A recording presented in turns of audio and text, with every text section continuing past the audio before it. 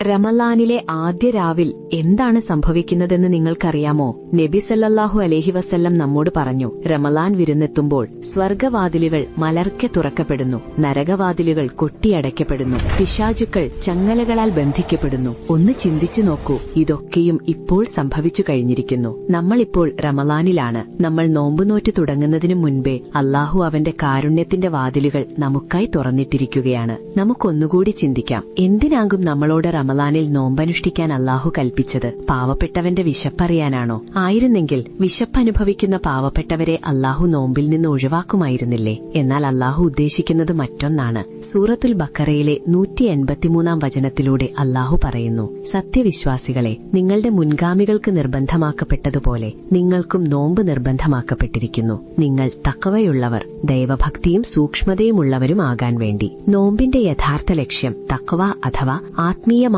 ആ സൂക്ഷ്മതയാണെന്ന് ഈ വചനം വ്യക്തമാക്കുന്നു. നമ്മുടെ വാക്കിലും പ്രവൃത്തിയിലും സ്വഭാവത്തിലും വരുന്ന മാറ്റമാണ് യഥാർത്ഥ തഖ്വ.